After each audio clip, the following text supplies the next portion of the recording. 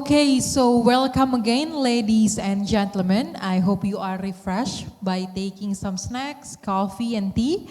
And now we are entering the last session of today's event, the roundtable speech and discussion session on Indonesia-China Energy Business Dialogue. The session will be moderated by Bapak Wira Agung Swadana, the Program Manager for Green Economy from Institute for Essential Services Reform. So to Bapak Wira Agung Swadana, please, the stage is yours.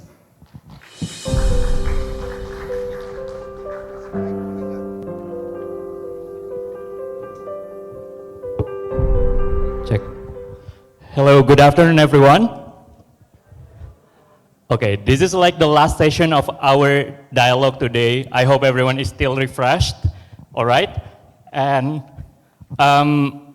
for this session, it will be like it will be full of people. There will be like 7 speakers, and I would like to invite 2 in-person speakers to come to the stage now. We have, first of all, Bapak Benny Purwanto, Head of the Electrical Equipment, Energy Equipment, and Health Equipment Machinery Industry Team, Ministry of Industry. Please, Bapak Benny.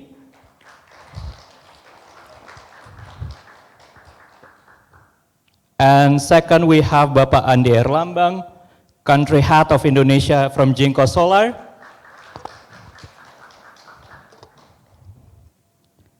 And lastly, Bapak Cahyo Purnomo, Director of East Asia, South Asia, Middle East, and Africa Regional Promotions, but he's still on his way to come to this place right now. So we are waiting for his presence after this. He will come like in the middle of discussion. And I would also like to welcome more speakers attending this session online. We have Ms. Li Dan, Secretary General, Chinese Renewable Energy Industries Association, or CREIA. Do we have her? Hello, Ms. Li Dan. Hello? Can you hear us, Ms. Li Dan?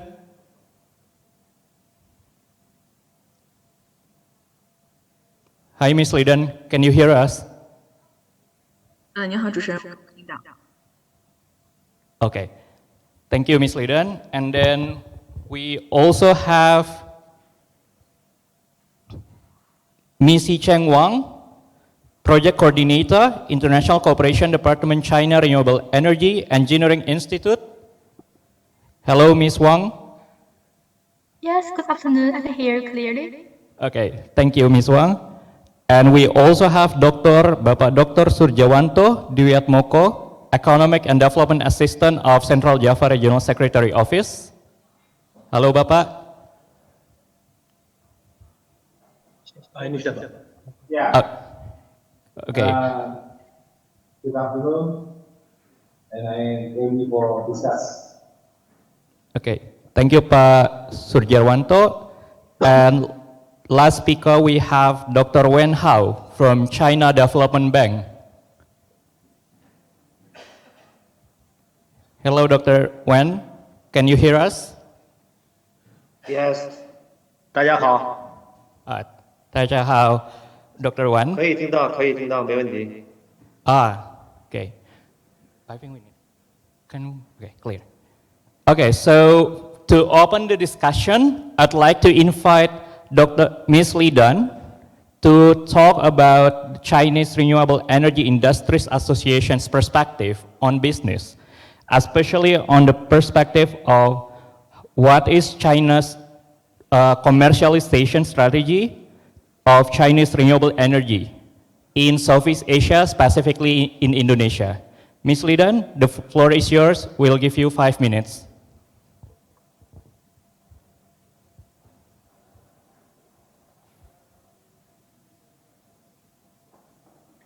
嗯，好的，谢谢主持人，非常荣幸受到大会的邀请，来分享一下我们关于中国和印尼在合作方面的一些想法。那首先我先来介绍一下可再生能源专委会。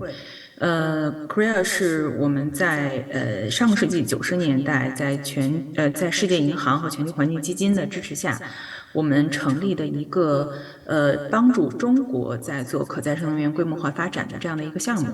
那项目结束之后呢，我们成立了现在我们可再生能源政委会这样的一个机构。在这个过程中，其实我们积累了非常多的可再生能源产业发展的这样的经验，同时，见证了中国的可再生能源产业从无到有、从小到大的这样一个发展过程。那么，我们也看到，在这样的一个过程当中呢，中国是受到了非常多的包括当时在丹麦啊、德国呀这些国家，当时技术也更先进，那很多管理的机制也比较先进的这样的一个这些国家的一些帮助。那么在建立在国际合作这样的基础之上，我们发展成了中国现在的这样一个具有全球领先的可再生能源产业。那么我们也希望把这样的一些成功经验能够持续的传递到中国与其他的发展中国家的合作中，帮助大家能够实现更好的能源转型。这是关于协会的一些这个介绍。那么我们也是非常乐于见到我们与印尼的这个深化合作。那中国因为其实跟印尼有比较相似的这个共同点。我们也是从煤炭占比非常高的这样的能源结构，向新能源为主体的这样的这个能源结构去转型。那我们跟印尼可能比起来，我们当年的这个难度会更大一点，因为在最初的时候，新能源的这个成本呀。各方面的优势其实还是不强的。那对于印尼，现在我们看到全球可再生能源成本的这个下降的幅度是非常大的。那么在这样的一个价格优势的这个基础之上，印尼来实现这样的能源转型，其实是具备了更好的条件的。那我们也是希望在未来的这个合作中，把中国这40多年我们积累下来的，无论是促进产业发展的这样的政策经验，还是说中国已有的这种产业优势，发挥到跟印尼的这个合作当中来，从而来推进与印尼合作，帮助我们全球实现一个更低碳的能源发展。谢谢。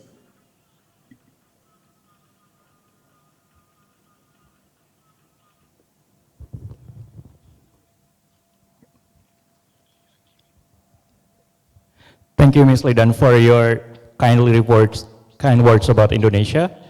And my next question would be, what is the possible cooperation the industry would like to do in Indonesia? What exactly you want to see that the future Chinese corporations do in Indonesia in terms of renewable energy?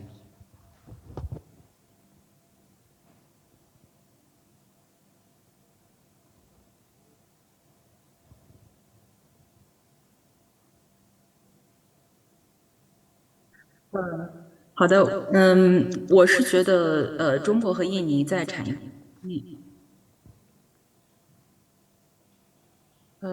可以听到吗？可以听到我说话吗 Yes.？OK。对中国和印尼在产业合作方面，我想其实从2个方面去看，一个是从能源生产端，我们其实可以看到更多项目开发的这样的可能性，比如说联合，开发一些这个大型的或者说我们分布式的可再生能源的应用项目。那这个呢是基于一些这个能源投资项目的这样的开发。那么我们也希望看到。包括在产业链上的各种合作，像光伏的制造呀、风电的这种制造啊，包括电池的制造啊，其实从这个整个制造业环节上来讲，我们看到中国的优势其实在于全产业链整个它的链条比较完整。那么当然随着这个中国这个市场规模的差不多的这个发展程度。大家也在走向国际化的这样的一条道路上持续的发展。那么与印尼的合作呢？因为印尼现在无论是从我们看到的劳动力的这个成本上，然后包括劳动力的这些工作能力和水平方面，其实都具备了承接更多的产业合作这样的基础。那么在这些领域里面，我们可以做一些深化的合作。包括推动一些政策的落地，然后通过这种项目的带动，因为其实刚才我们也有印尼的专家提到过，所有的能源生产未来都是要走向能源的市场的，也就是说有人需要用它们。那么同样呢，这个制造出来的产品也是需要有后端的项目的，它是一个互相能够形成一个闭环的这样的一个过程。所以我觉得未来中国和印尼在开发的过程中呢，一方面要去抓住现有在印尼的这个能源转型过程中，能源发展需求的这样子的一个增量的这样的一个空间，把这样的空间更多的让渡给可再生能源，实现低碳发展，实现能源结构的一个优化。那么同时通过这样的市场的刺激，来带动产业链更多的合作，形成形成对劳动力的更多的这个消纳的这样的一个空间，那可以帮助印尼实现更好的这样的一个经济发展。所以我觉得这个空间其实还是很大的。从全球来看，东南亚其实目前已经是制造业的这个未来的重心所在。那么印尼也是东南亚的最核心的这样的这个制造能力的强国，所以我觉得我们是期待看到中国和印尼在产业间有更多的合作的。Okay. Thank you, Ms. Lidan, for your presentation. We have heard about what happened in China perspective, especially from the private. And we want to know now from the perspective of the government of Indonesia, from Ministry of Industry, how can Ministry of Industry regulate the situation to accommodate these potentials that we haven't really exploited until now? And we also see like China also see the need of holistic approach to have a bigger comprehensive renewable energy industry in Indonesia. Please, Pak Beni. Thank you. About the transition and energy in Indonesia, I think in the last couple of months already have a spotlight in the discussion among of the stakeholders in Indonesia. From the side of the industry, we are really as an important part in the supply and also demand to generate in the energy. In the demand side, we know that in Indonesia right now, the industrial sector is the most consuming energy in Indonesia.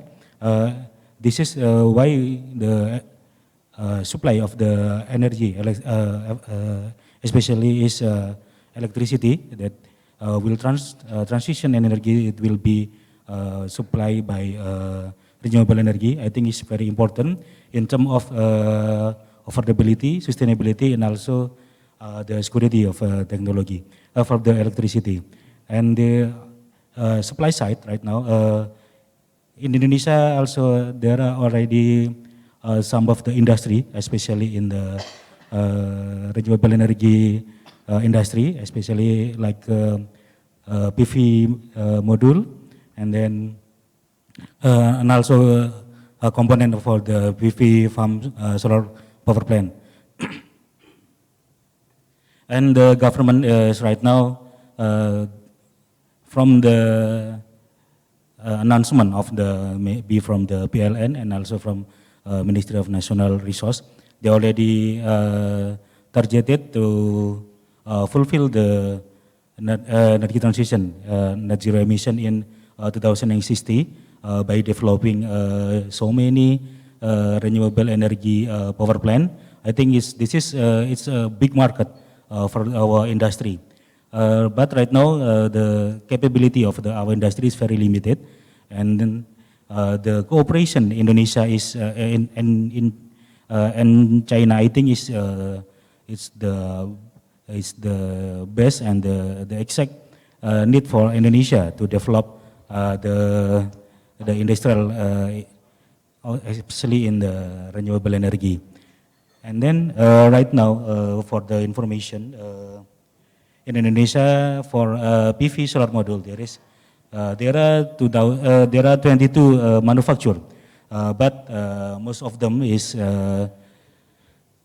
produce is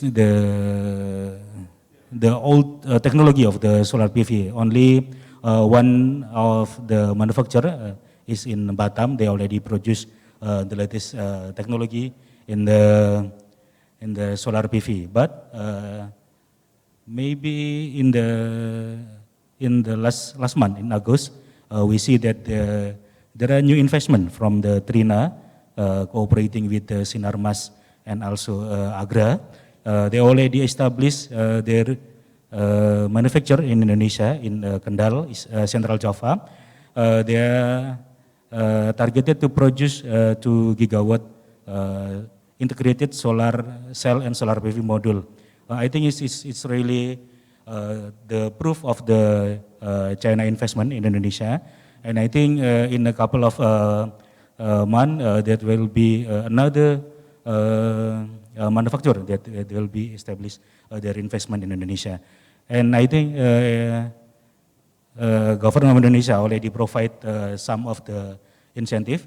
It's in fiscal and also in another regulation like local content, because we use the local content regulation to attract the investor that coming from the China and in PV solar industry is I think we need more investment in the tier 1 manufacturer. I think it will be helpful for the transition energy in Indonesia. Okay, thank you, Pak Benny, for your explanation.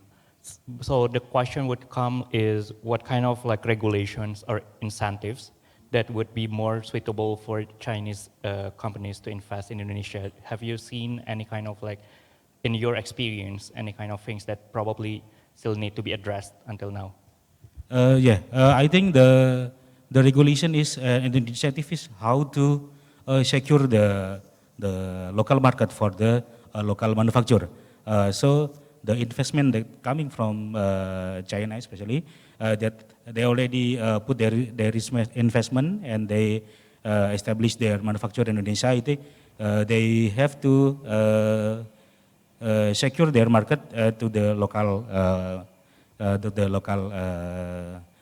manufacturer in Indonesia or a local project in Indonesia. Okay, thank you, Pak Benny. And now we have Pak Cahyo Purnomo, Director of East Asia, South Asia, Middle East, and Africa Regional Promotions from Ministry of Investment, Republic of Indonesia. Please welcome Pak Cahyo Purnomo to the stage.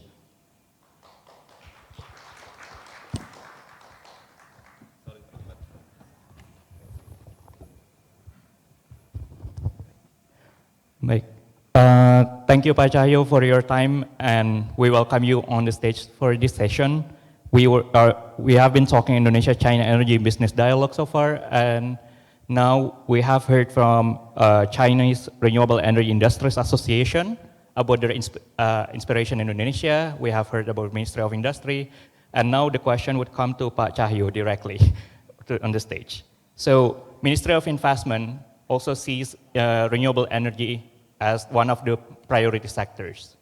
So what kind of regulations Ministry of Investments have done so far to attract more and more things, especially in terms of capitals that we need in Indonesia to be able to create this enabling environment for energy transition?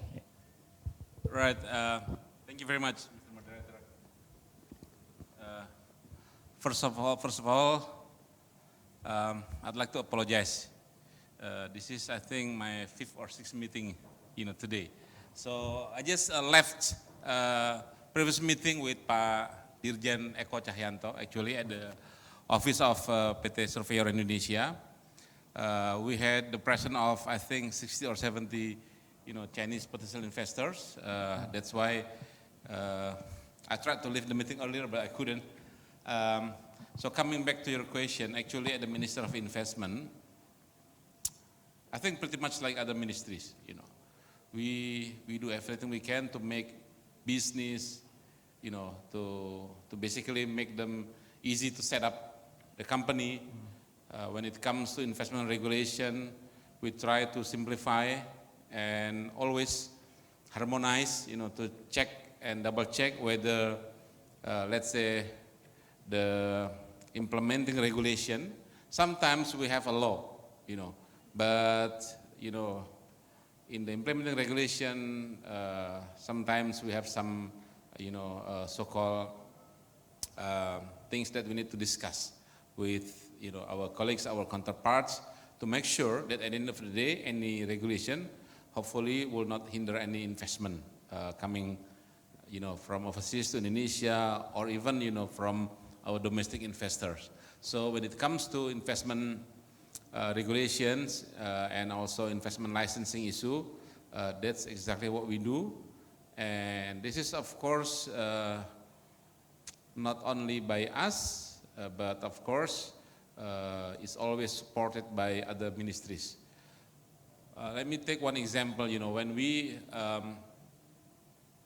implement the so-called omnibus law on job creation, of course, the intention is to, to do a number of reform, among other by introducing the online single submission as a single platform for all, not only for us, not only for, let's say, central government or local government at the provincial level, district level, but also for foreign investors, And one of my earlier meeting was when Chinese companies also in the renewable energy, they had some difficulties in let's say getting some of the tax incentive, and that's where we discussed and tried to find a way how to basically help them, support them in any way to make sure that at the end of the day their investment in Indonesia will be done in due time, in due course. And I think overall, I would say, the Chinese investors are very keen, are very eager, also quite aggressive, in seizing any opportunities. One day I was surprised, to be honest. At my office, when one day one Chinese companies came to our office all alone, only with one laptop. He did not speak English. He did not speak Bahasa Indonesia. So he used, his laptop to basically help him to understand our conversation. And I was shocked that he just went to, eastern part of Indonesia to, double check on the, mining rights, because his company just acquired, one mining license and wanted to discuss. So I was surprised, because how come, businessmen like you, without, again, any friends, and now you came to my office with one laptop, Obviously, our door is always open, to have this kind of conversation.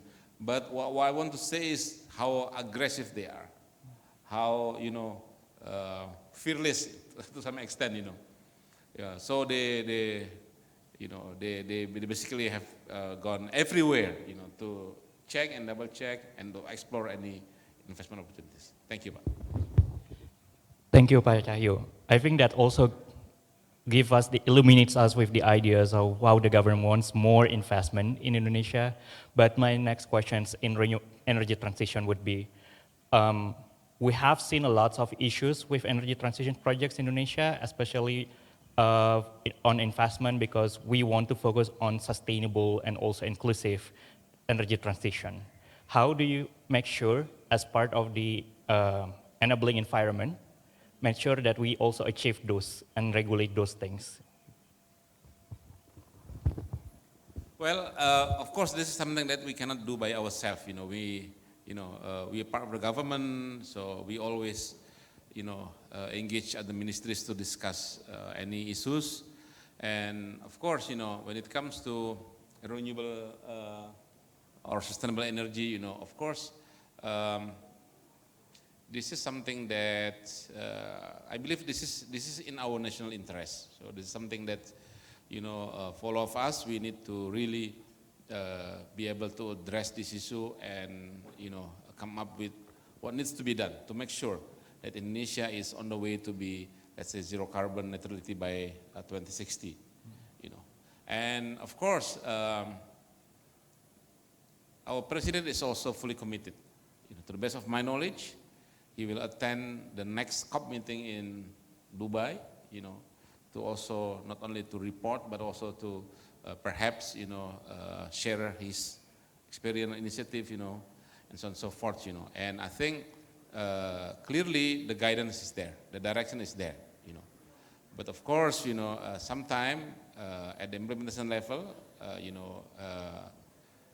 this is something that we always discuss, to make sure at the end of the day, we have whatever is needed to encourage investment, in this sector, and also to make sure that again we understand,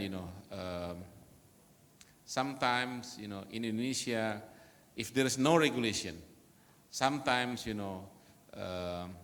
it means that it's not a law, But of course, this is another thing that we would like also to discuss with other counterparts, because this is not one ministry or one agency's decision, We need to find a consensus, So if we cannot solve this issue at, let's say, working level, we of course elevate this issue to the higher level, And I think, to my knowledge, our president, holds regular cabinet meeting, among other also discuss about this issue.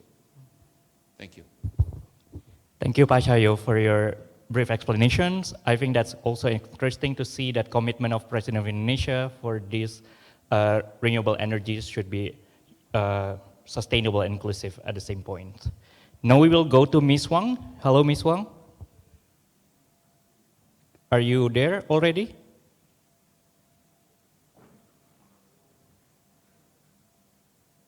Hello, Ms. Wang. It seems Ms. Wang is not on Zoom.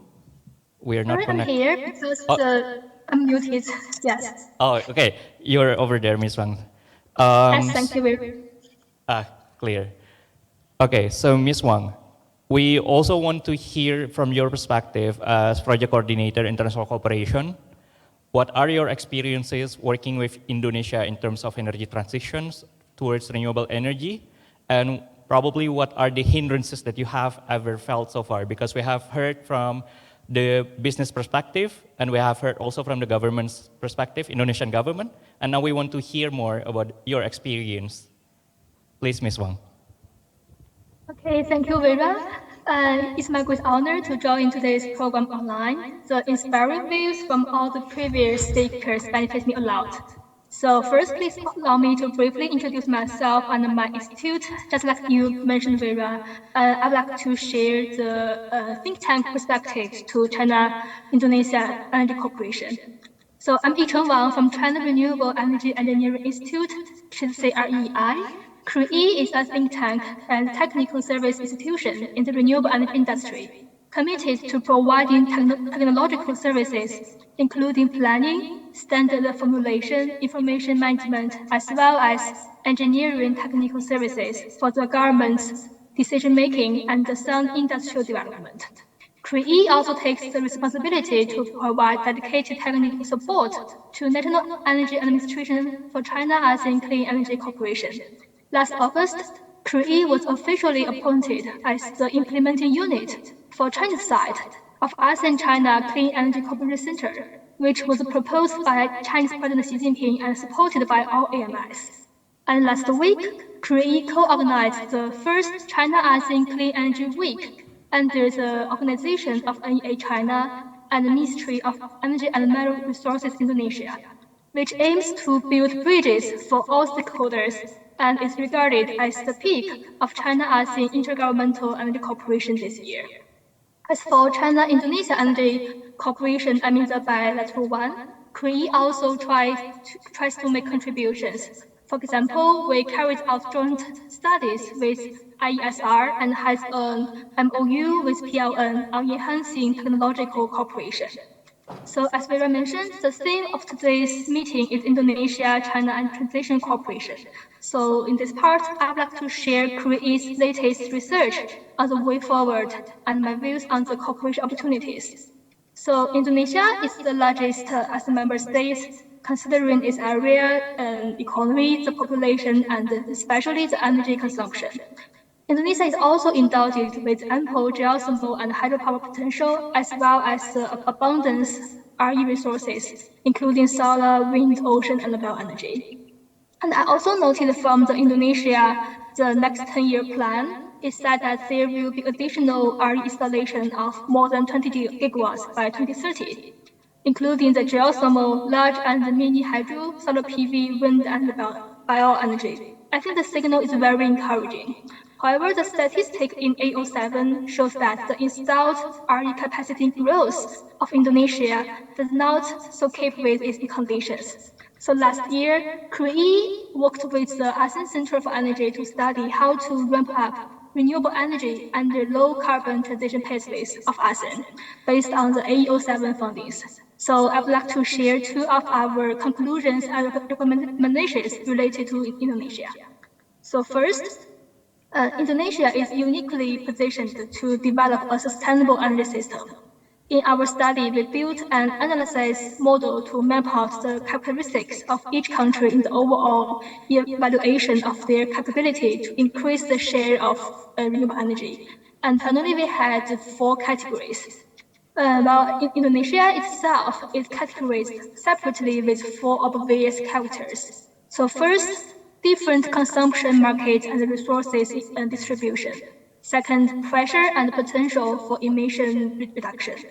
Third, weak guarantee ability of power grid flexibility. And fourth, great potential for green upgrading of the industrial products. I think these 4 features are consistent with the presentation in the previous sessions. And second, and accordingly, we also proposed 4 main renewable energy development routes for Indonesia's energy transition. That is, formulating clear policy support to RE development. Second, improving clean energy transitions and distribution system. Third, promoting green and low carbon development of industrial products.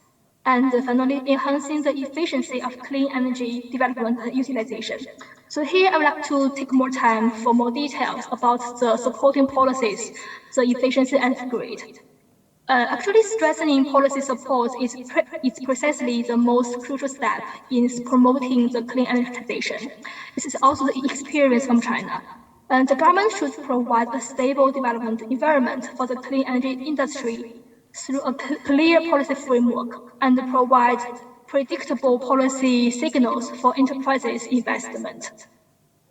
As for the development efficiency, leverage the country's respective advantages and turn them into synergized strengths of the region. There I have 2 examples. On the one hand, in Indonesia's industrial parks, isolated lands, islands, and other areas, integrated clean energy development model with combined source grid load storage can be adopted, and utility scale and distributed new energy systems, biomass and hydropower sources, and also the energy storage facilities could be developed based on the local energy demand. On the other hand, Indonesia is the world's largest producer of nickel, and accelerating its production locally would enable the country to develop local industry and expertise in critical energy transition technologies, such as batteries for EV. As for the grid part, actually there is mismatch between the location of baseload RE and the epicenter of demand. There are also challenges for grids to integrate a high share of variable renewable energies.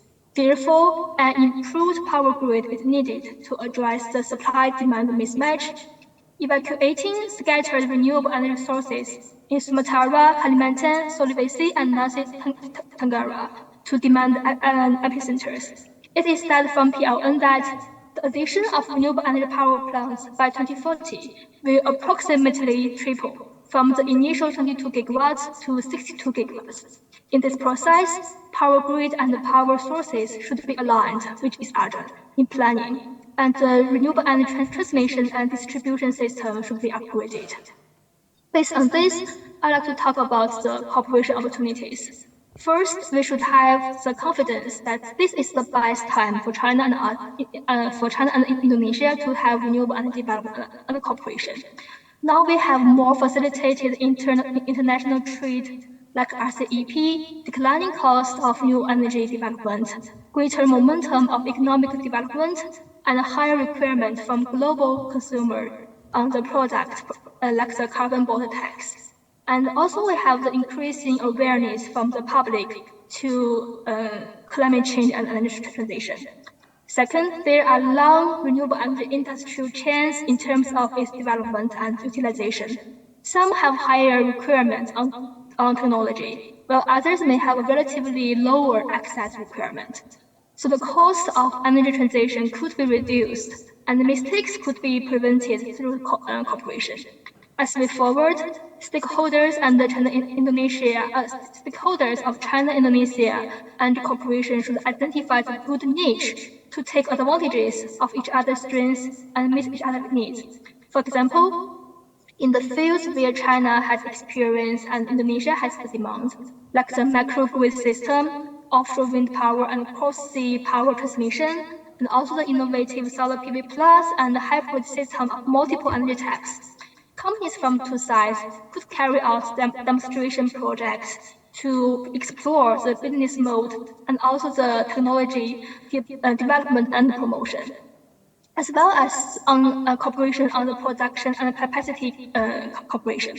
Besides, when we summarize the experience of renewable energy development in China, like in the previous session, there are at least 5 aspects.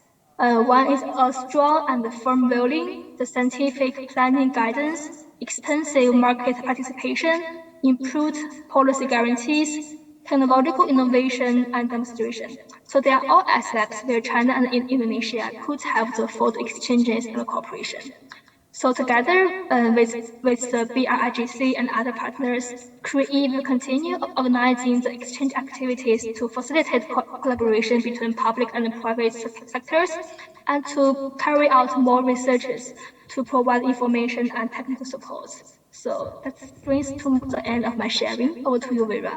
Okay, thank you, Ms. Wang. I think their explanation is like splendid to explain what we need to do in enhancing to boost the cooperation between Chinese and Indonesian government in order to have this energy transition cooperation furthermore. And we also have heard there is a need for policy regulation harmonization between these two countries in order to boost both of them. It kind of complements what Pak Cahyo explained earlier. So what we also will learn today and we will hear more is from central local governments representative, Bapak Dr. Sujarwanto. Are you here, Pak? Yeah, okay, I'm here well. Okay. Thank you, Pak Sujarwanto.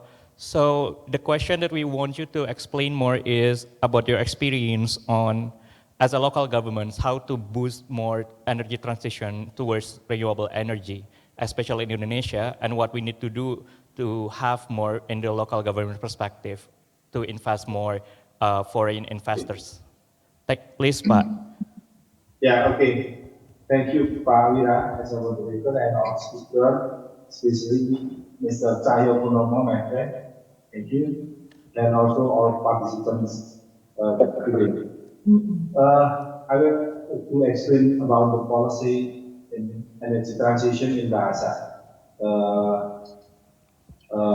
Jadi pada prinsipnya pemerintah Provinsi Jawa Tengah telah berusaha keras untuk mempelopori transisi energi.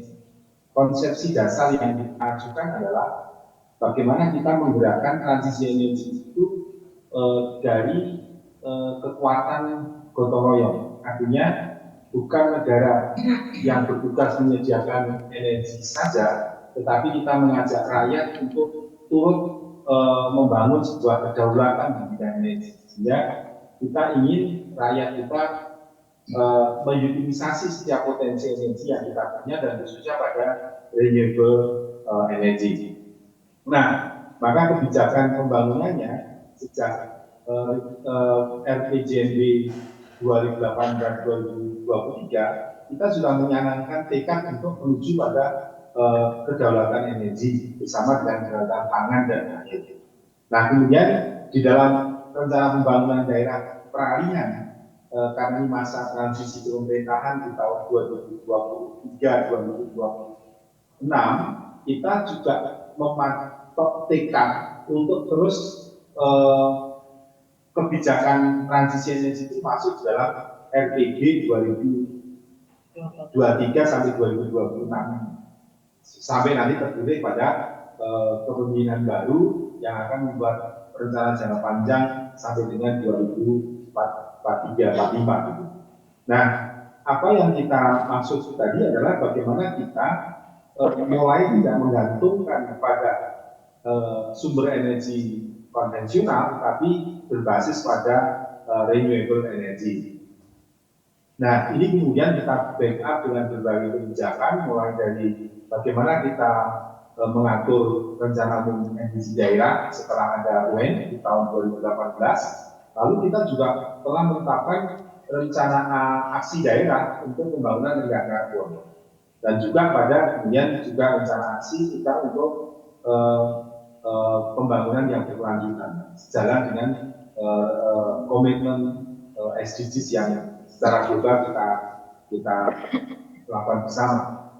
Pun demikian kita juga telah melakukan perubahan terhadap rencana umum kelistrikan daerah yang kita maksudkan agar kemudian komitmen ini tidak saja dibangun oleh pemerintah, tetapi pemanfaat energi maupun penyedia energi juga bisa dilakukan oleh rakyat pada kalangan bawah.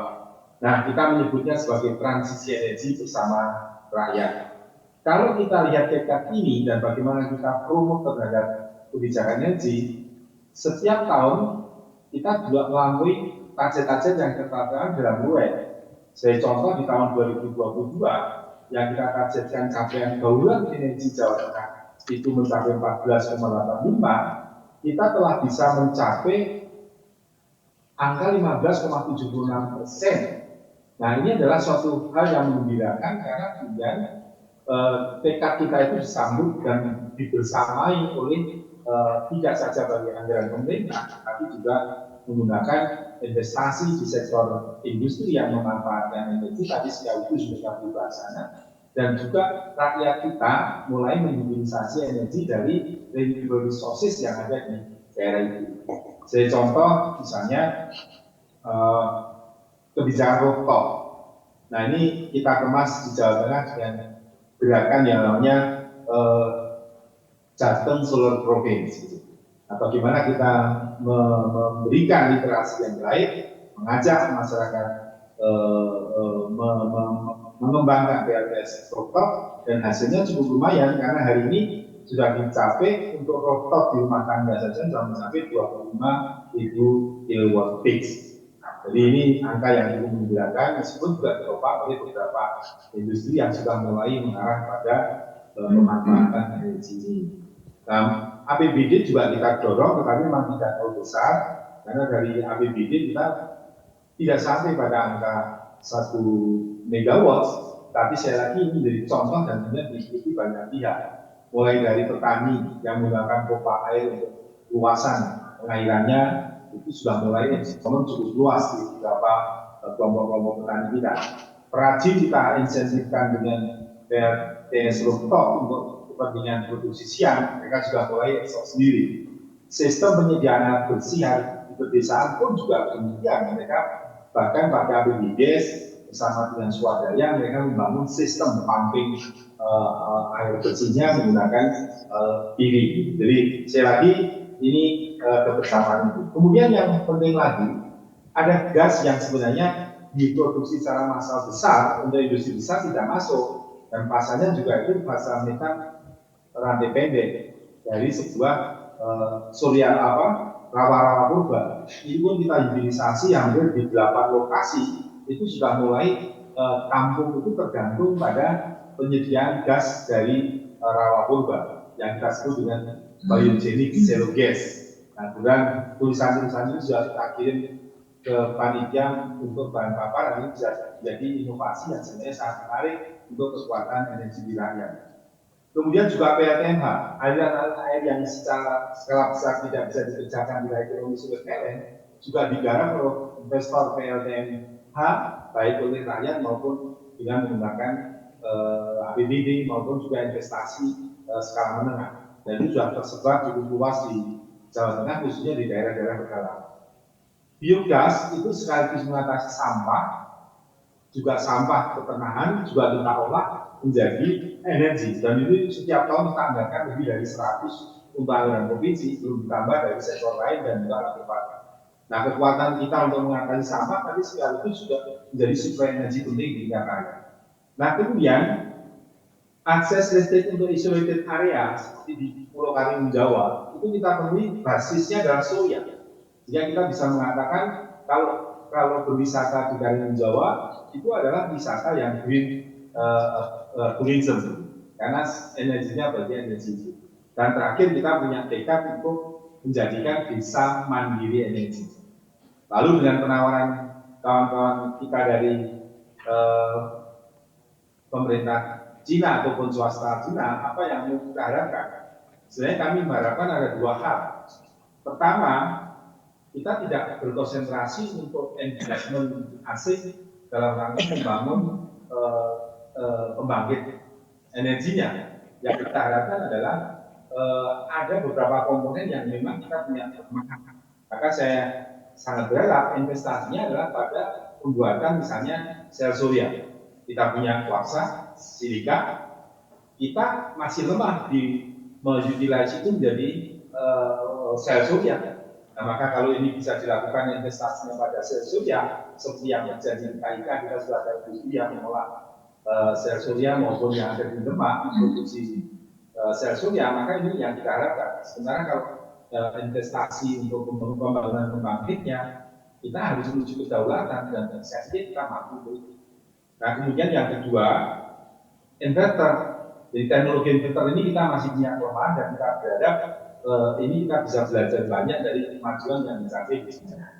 Yang kedua, kita ingin kerjasama itu pada pengembangan sumber daya manusia. Ada tiga kompetensi yang kita harapkan dan kita siap untuk mengirimkan teknologi-teknologi kita untuk belajar, yaitu teknologi konversi energi, khususnya dalam utilize energi baru terbarukan. Yang kedua adalah bagaimana kemudian pengembangan teknologi storage. Kita ingin anak-anak kita belajar betul bagaimana teknologi baterai, teknologi lain yang untuk storage energi. Dan yang ketiga adalah bagaimana kemampuan kita belajar dari yang telah advance untuk manajemen energi. Sehingga demikian, apakah di industri, apakah di transportasi, itu bisa kemudian kita bisa mengembangkan itu karena kita punya tiga teknologi tadi. Apakah teknologi konversi, teknologi storage-nya, energi storage maksud saya, dan juga bagaimana memanage energi dalam konteks aplikasinya. Dan sekali lagi, bila ini kekuatannya bisa kita kuatkan seperti ini, maka kita berharap kemandirian energi dalam energi bisa kita wujudkan. Dan saya sangat berharap ini mendapat respon yang luas, sehingga kita siap untuk memberikan kesempatan bagi generasi anak kita untuk belajar dan menuju cepat kepada transisi energi. Perlu diketahui bahwa kita juga sudah mulai mengangkat penyuluh energi, dan inilah generasi pertama yang akan dibiasai untuk belajar betul mengenai tiga hal yang disampaikan tadi. Terima kasih Pak Wira. Baik, matur nuwun Pak Surjawanto mengenai penjelasannya tadi.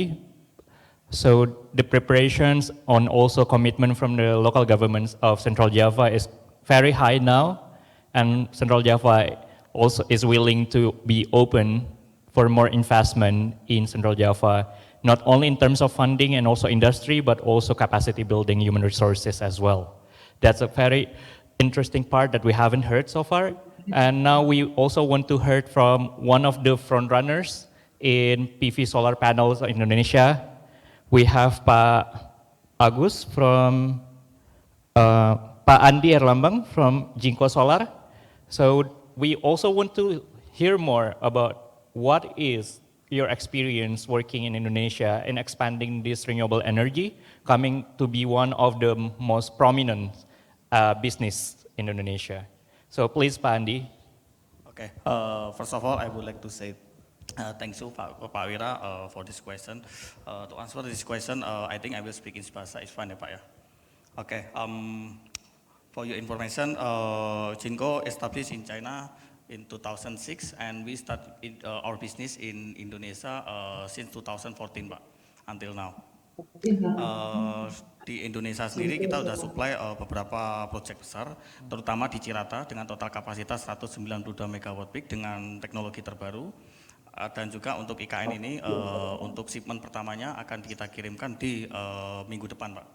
Untuk shipment pertama, dan karena Presiden Joko Widodo akan melakukan groundbreaking atau celebration di first week of November, Pak. Untuk saat ini Jinko sudah memutuskan, Pak, untuk membangun pabrik di Indonesia. Target utama kami adalah bukan bukan fokus kepada lokal konten, tapi memang pada dasarnya kita perlu nambah kapasitas di overseas, outside from the China, Pak. Currently we had 3 factory outside from the China, Malaysia, Vietnam, and also US, Pak. And the number 4 should be in Indonesia. With total capacity is around 10 gigawatt production line per year, Pak. For 10 gigawatt production, it is need around 90 hectares for the land. And also for the electricity, it should be around 230 megawatt. Our plan is start production from the ingot, wafer, cell, and PV module, Pak. This is the vertical integration production. In this month, Pak, ya. In this month, our team already had a meeting with Mr. Cahyo in Mr. Cahyo office, at the Mr. Cahyo office, and also next month our CEO has a plan to have another secondary meeting with the Minister of the Investment to ask for the incentive to establish the local manufacturer in Indonesia, Pak. For the construction itself, it takes around 6 months in China for 10 gigawatt production line. And for Indonesia, in first study, it takes around 1 year for the construction, Pak. But we still have a concern about the cost. Compared with the China, construction cost in Indonesia, it's more 40% for the cost. So for this case, I think we need to discuss more to Mr. Cahyo, Pak, to get more incentive. And also, we are really hope that in Indonesia can guarantee the demand, and also the policy also support to all the local manufacturer, Pak. Because sometimes in Indonesia, some of the tender with the local local content requirement, but sometimes the PV developer ask for the wafer, Pak. Because in Indonesia, the local manufacturer right now is not able or the bankability is not really good compared with the China manufacturer, Pak. For example, is like technology-wise, the price, also the bankability, Pak. Actually, in local manufacturers currently cannot compete with the China. So that's why some of the PV developers ask for the wafer. To meet this requirement, Jinko has a plan to build a local manufacturer in Indonesia, Pak, to still continue collaboration with the investor in Indonesia, especially. Yeah, I think it's all, Pak. Thank you, Pak Andi, for your explanation. I guess it's very clear about Jinko to become one of the frontrunners and their plan to expand in Indonesia. We also have heard that there is a gap. It kind of confirms and validates the first speaker's explanations about the quality gap and on technical quality gap that we have right now. And we hope there will be more and more cooperations coming forward between Indonesia and China to close this gap. And lastly, we will have the last speaker, which will be online today, Dr. Wen Hao from China Development Bank. Dr. Wen Hao, so we have heard about the technicalities, the cooperations, how to expand the business in Indonesia, but what about the financing part? What should we do in order to boost more investment in Indonesia from the financing part? Dr. Wen Hao, the floor is yours.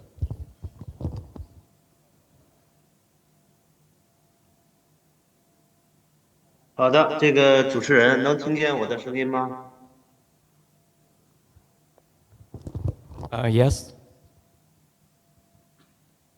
好的，这个各位印尼的朋友，各位专家，我想向大家谈一点个人的观点和思考。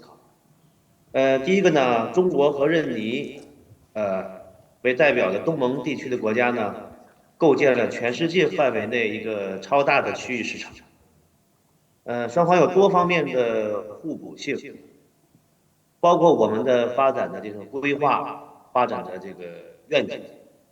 更为重要的是呢，我们双方在技术、土地、劳动力、矿产资源这些经济增长的生产要素方面具有很好的互补性。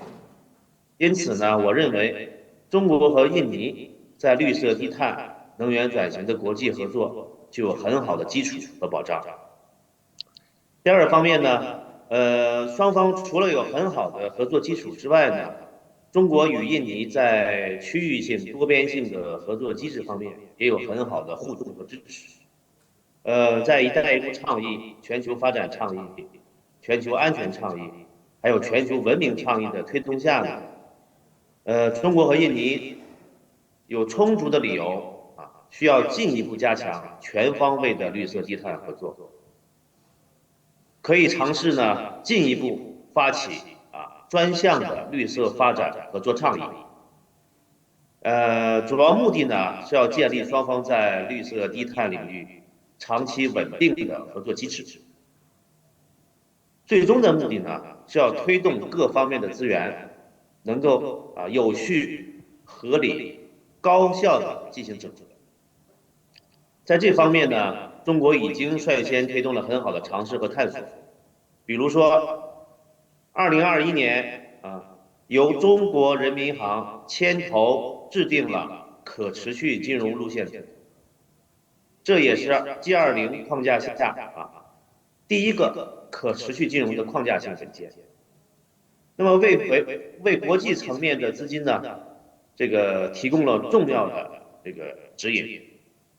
再比如，中国和欧盟于2021年的11月共同发布了可持续金融共同发展目录，提出了中欧各自的绿色金融的分类标准，共同认可的对于减缓气候变化有显著贡献的经济活动清单。那么这个清单呢，于2022年6月发布了更新版。那么这些经验和模式呢，我想同样适用于中国和印尼双边政府可以探讨构建相类似的相关的指导意见，或者是这个清单目录。那么第三个方面呢，这个绿色低碳呢已经成为整个国际社会的发展共识，各个领域的合作呢正在有序开展。那么中国的企业、金融机构已经在这个发挥重要的推动作用。那么下阶段呢，我认为中国和印尼各个方面可以聚焦构建新型亚太地区产业链供应链国际合作体系，在此框架下呢，开展具体的合作。那么其中最为关键的就是技术、人才、资金和制造基地。在这些方面呢，中国在印尼的这个投入正在逐步的增加，而且成为未来重要的投资领域。那么我想，这个作为印尼政府，应该给予投资保护、税收优惠、社区合作等更全的更高质量的政府服务。第四个方面呢，中国的企业金融机构对印尼的可再生能源合作也是给予高度的重视。我们在印尼已经开展建设了一些产业园区、制造基地，而且共同开发利用一些关键的矿产资源。那么这些行动呢，确实能够带动更好的就业税收以及外汇收入。这方面的实际成效呢，也在引起中国学者和智库机构的高度关注。他们也在跟踪研究。那么近期呢，由中国的智库机构即将发布一份海外贷款的这个报告，主要是来评估我们在海外的投资的效率。那么尤其在推进 ESG 方面的成效呢，需要我们呼吁借这个机会呼吁，印尼政府和当地社区以及 NGO 组织要支持我们呢，共同呢，在数据收集、信息公开方面给予支持合作。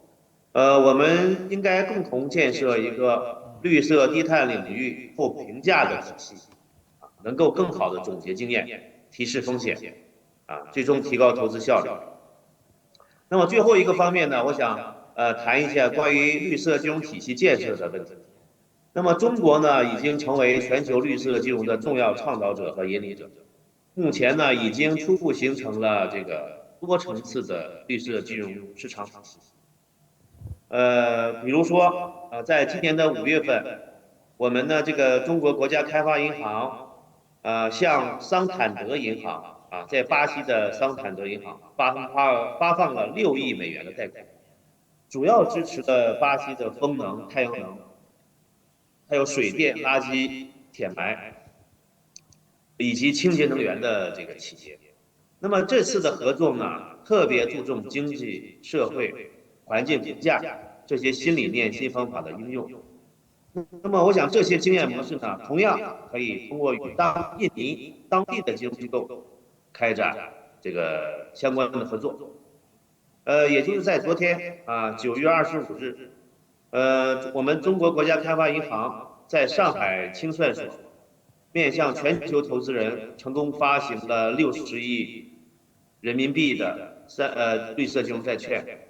那么这次发行呢，也是严格按照绿色债券支持目录进行筛选项目。那么这次发行债券投资的项目呢，主要用于呢气候投资领域。这是我们中国绿色金融债券首次对于气候投资领域的尝试。我想呢，未来包括国家开发银行在内的中国金融机构将带动更多的国际金融机构和组织增加对绿色金融的投入。也希望印尼政府创造更多更好的机会，为国际绿色资金建立投资印尼的绿色通道。主持人，以上是我的一些观点和想法，供大家参考，谢谢。Okay, thank you, Doctor, for your explanations of the experience in Brazil, how they also work together to improve this platform in greening the financing for renewable energy. So for the interest of time, we don't really have so much time. I will just conclude this session today. I guess there are 3 points that we will conclude today. The first one is the need to harmonize the unmatched supply and demand of the market and services that we have so far. We have heard about the experience in Central Java and also from Jinko Solar, that they can actually work together to match this between these, but they haven't matched the market yet between the supply and the demand. We also have heard the CREA's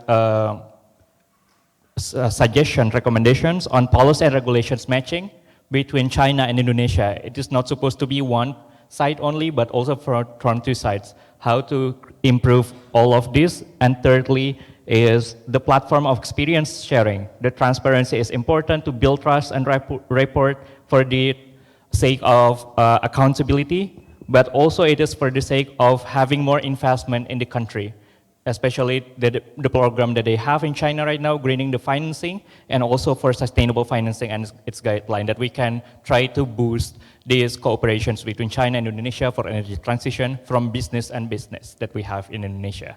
I guess, all right, that's all from our session. Please give the applause to all of the panelists for the last session of today. And I'll give back to the MC for the session. Thank you so much.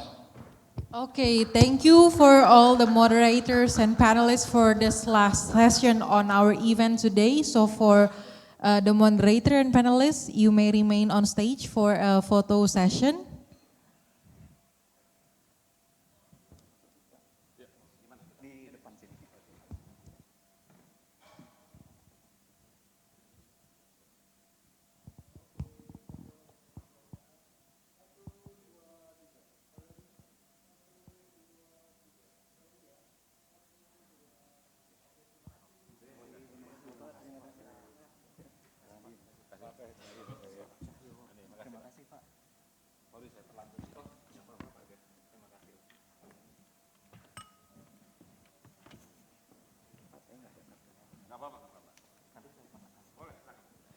Okay, so before closing the event today, we would like to invite the Executive Director of Institute for Essential Services Reform, Bapak Fabi Tumiwa, to give the closing remarks for today's event, the Indonesia-China Energy Transition Cooperation, High-Level Dialogue for Advancing Energy Cooperation.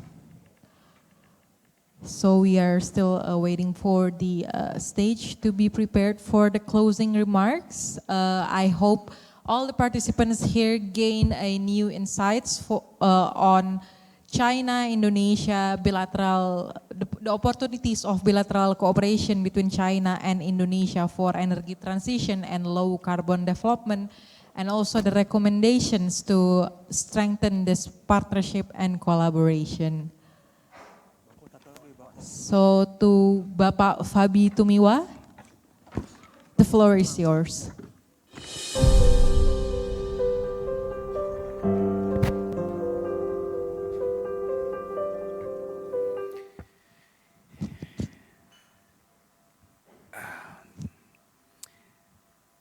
First of all, I would like to thank to all speakers and distinguished participants for again attending this event, both online and offline. There are a couple of attendants from this morning until just now, still online, especially those from China. And thank you very much. So allow me to conclude our discussion today. And it's very rich discussion, so I won't be able to cover everything that we have discussed, but let me share a couple of points. First, that Indonesia and China, as developing country, agreed that energy transition is the opportunity. Energy transition is challenging in both countries, but also we see this as opportunities. So if we work on the opportunity, we believe that there is a belief that it will create shared prosperity for both countries. I think it's very clear that Indonesia ambition to reach net zero emission by 2060 is one of the opportunity, and Indonesia requires international cooperation, and China is one of the suitable partners to help Indonesia meet this ambitious goal, net zero emission by 2060. But also for China, one of the biggest economy in the world, and now a major producers of clean energy technologies, and as China also now moving toward green development by establishing Green BRI, working to support or collaborate with Indonesia in supporting Indonesia net zero energy transition toward net zero emission could help China growth. So this is very, very clear from our discussion today.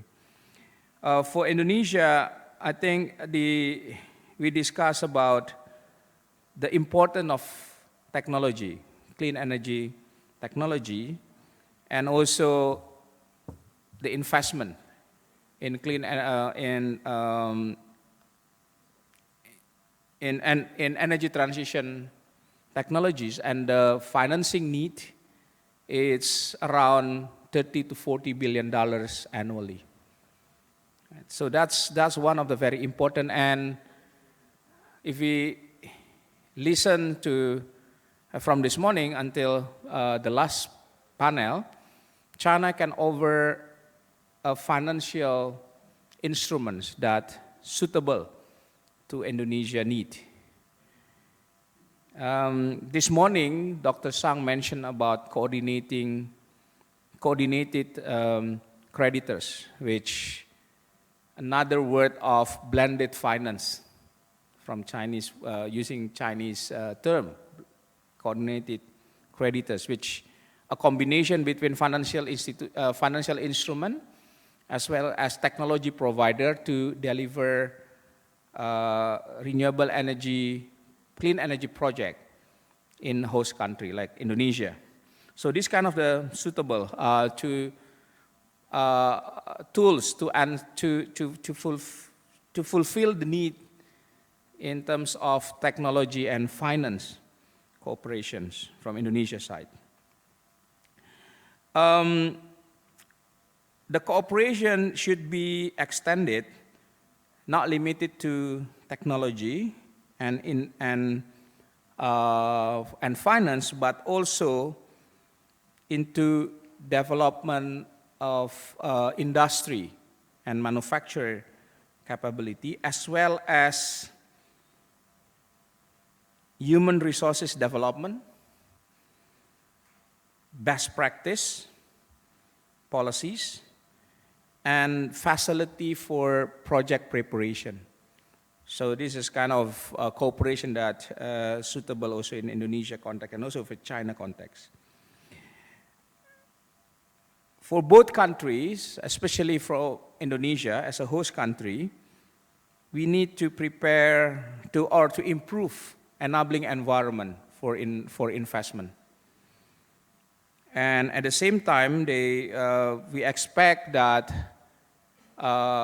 commitment from China government and China investors to invest in Indonesia.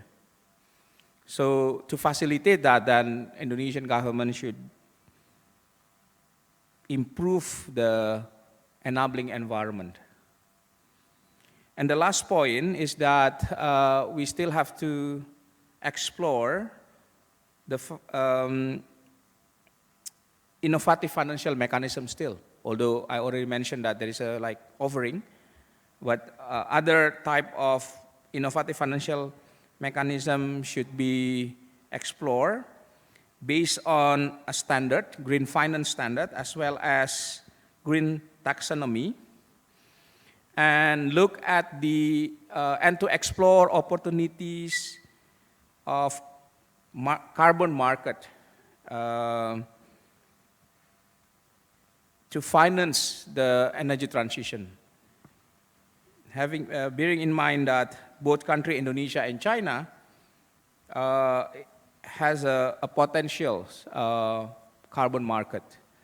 As just today, Indonesia just announced or just launched this morning, President just launched the first carbon exchange, right? And exploring how carbon finance could increase financing energy transition in Indonesia through a Green BRI initiative is one of the opportunities I think that we can look at. Lastly, next step is we need kind of the concrete initiative. It's not just dialogue, but concrete initiative within next year, I hope, to make sure that we have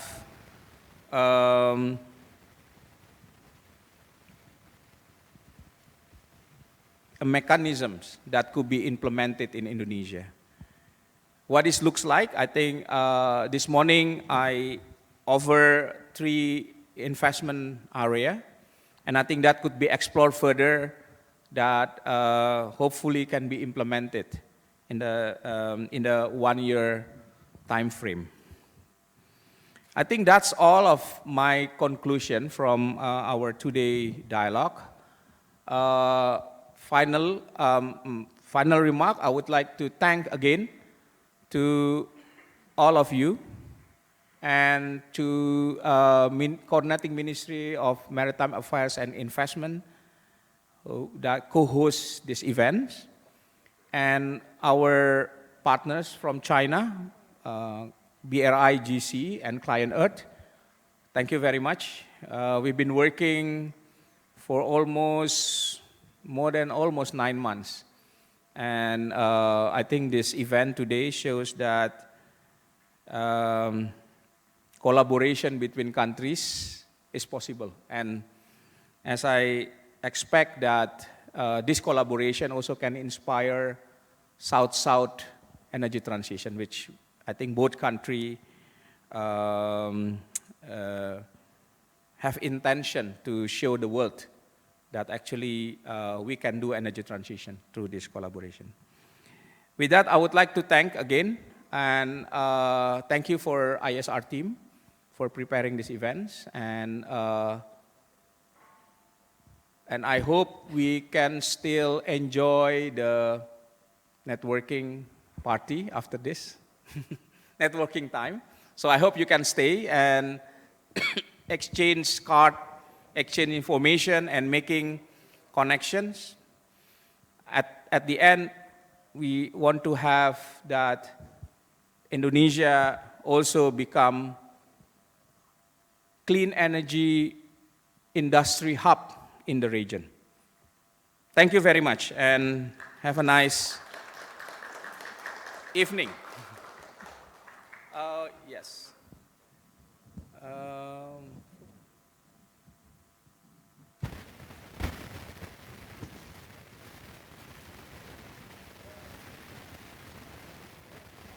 Okay, so we're going to take a photo with all of the participants here. So for all of the participants, you may come to the stage for a photo session together.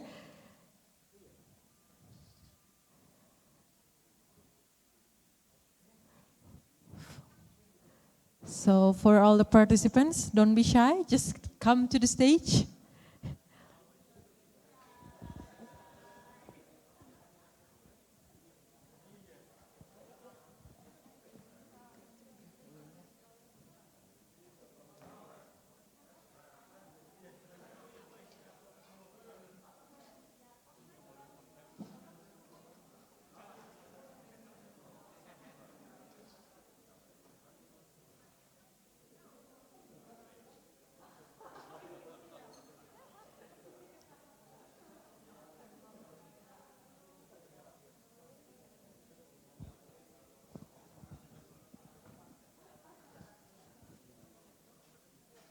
Mungkin bisa dibantu untuk mengatur gayanya dari IO, apakah bisa dibantu untuk setting posisi?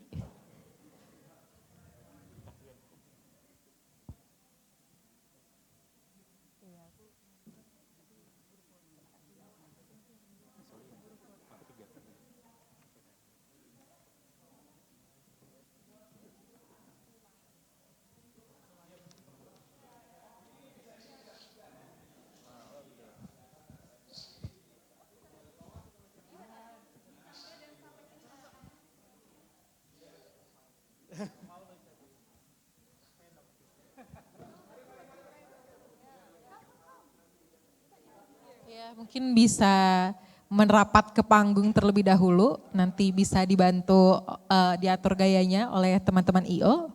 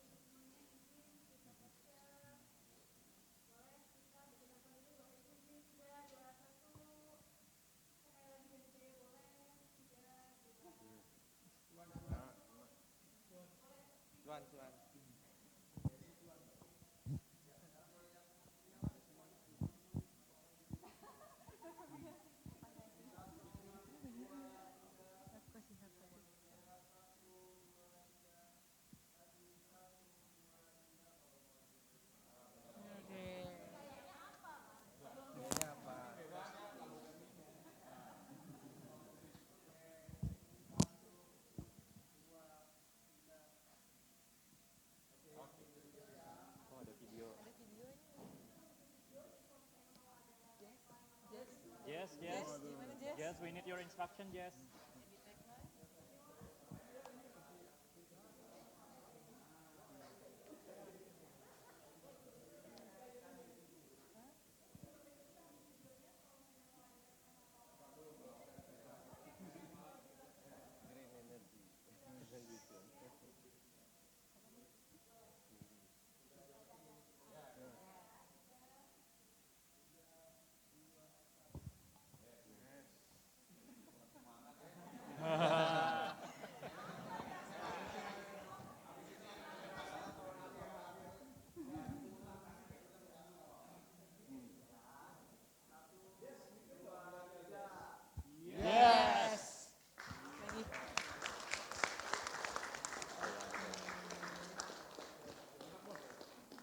Ya, Bapak Ibu dipersilahkan untuk kembali ke tempat duduknya masing-masing.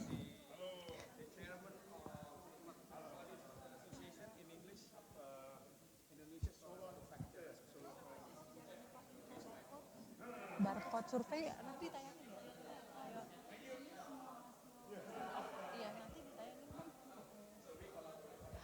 Okay, so ladies and gentlemen, that concludes our event for today. We are deeply honored to all of the panelists to share their views in this Indonesia-China Energy Transition Cooperation, high-level dialogue for advancing energy cooperation, understanding both Indonesia's and China development in sustainable energy and its manufacturing industries. Can I have like a final round of applause for all of us today? Once again, on behalf of the entire committee and team, thank you so much to all of you who has participated from the beginning to the end of this event. And we apologize if there are any mistake during the event. And there's some message from the committee that there will be for the materials and presentations during this day's event can be accessed through the QR code here. So you can scan the QR code to access the presentation and materials for today. And do not rush home just yet because we provide some evening refreshments in the mini bar at the corner of the room. So I'm Siha Alifa, stay safe, stay healthy, and thank you.